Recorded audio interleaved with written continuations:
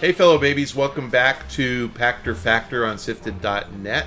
I'm Michael Pachter. I'm doing this on my own. I don't work for anybody that cares, so don't worry about that. Hope you are watching as a Patreon patron. If so, thank you for your patronage. We appreciate that you guys are supporting us. It keeps Shane in enough cash to be able to gas up his car, come to my house, and film these things. If you are a Twitch Prime user, Amazon Prime member, you can link your Twitch Prime account to your Amazon Prime account. The instructions on how to do that are in the show description. And if you're watching on YouTube, you can support us on YouTube. All of those methods allow you to see these episodes a week early, right when we put them up. Otherwise, you have to wait to watch on YouTube. And if you can't afford it, or you just don't find any value in this, stop watching.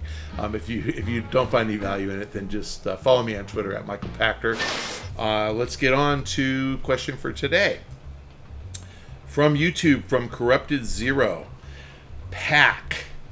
Do you believe PlayStation's rumored detachable disk drive design, that's a lot of Ds, that's 4 Ds, for the PS5 is a good idea?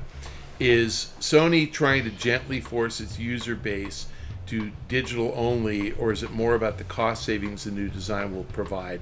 How much cheaper is it to produce one model and the disk drive separately versus two models of the PS5? You know, I'm neither an engineer nor a cost estimator. An external drive it gives you some advantages. Obviously, it makes the box itself more compact, and if you don't change the form factor of the box, it allows for better cooling. And the disk drive is one of the few parts in the PlayStation that moves. So it probably helps a bit on power supply, cooling. I mean, there are things that probably there's a cost advantage. The bigger advantage to a detachable disk drive is that you can change the capacity of the disk drive. So to the extent that you want to have different type of media, obviously they use Blu-ray discs, but if you want to have storage, you could have throw storage in there as well.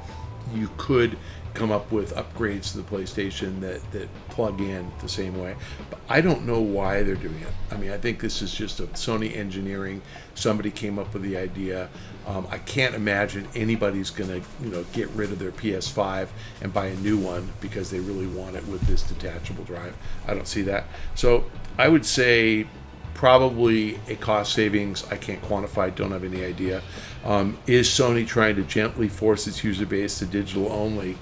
Yeah, I think they'd always love that. If you look at the economics of a digital only sale versus a physical sale, the math on a physical sale is that the Sony royalty is roughly $12 on a $60 game, 20%. So it's $12 on a $60 game, $14 on a $70 game, and the margin on a digital download is 30%. So it's an incremental $6 on a $60 game, incremental $7 on a $70 game. So Sony makes more money on a digital only, and they also save the cost of the disc itself and whatever shipping is involved.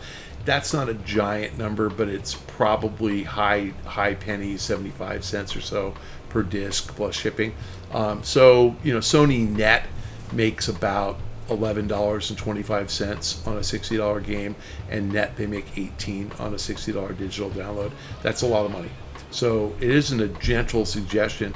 They vastly prefer that you digitally download.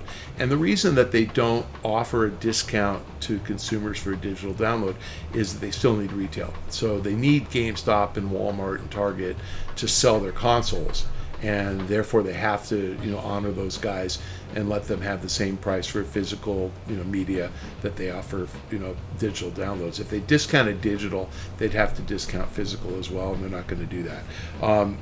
You didn't ask this question, but I'll answer it anyway. Yes, GameStop's going away. This is kind of proof that if everything gets kind of forced into digital, there's no reason for GameStop to exist. And I would say if there is a PS6, and there probably will be, it's going to be a digital-only device. I don't think they're going to support physical anymore. I think that what they discovered with this supply-constrained console cycle is that they could sell every one that they produced no matter where they sold it. And I think Sony would be absolutely fine selling it at the Sony store online, at Amazon online, at Target online, at Best Buy. And I think those guys would be fine if they didn't have physical discs. GameStop's the only one whose bread and butter core business is selling software. The other guys, Best Buy, I think games, including consoles, is maybe 10% of sales. So the software component's 5% of sales. They aren't going to care. They just aren't. And if anything, it allows them to downsize their stores and save money on air conditioning and staffing. So I think that the next generation probably won't have disk drives at all. Everything will be digital. If you offer the console without this drive and then say if you want a disc you have to pay more, sure, they won't buy it. That's kind of what, I forgot what they call it, shoot. The PS5 has well, maybe the PS5 doesn't have this yet. Remember Xbox had that? Xbox One had the digital only edition. I forgot what they called it.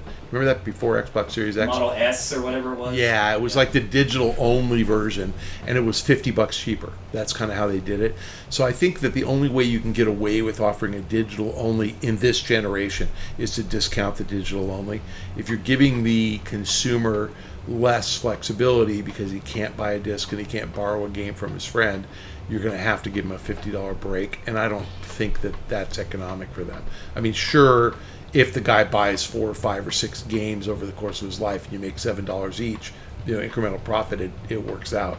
But that customer is more cost conscious than anything, and probably isn't going to be buying as many games. So it's an interesting question. I mean, it's sort of like why consoles come with only one controller. Why don't they come with 2?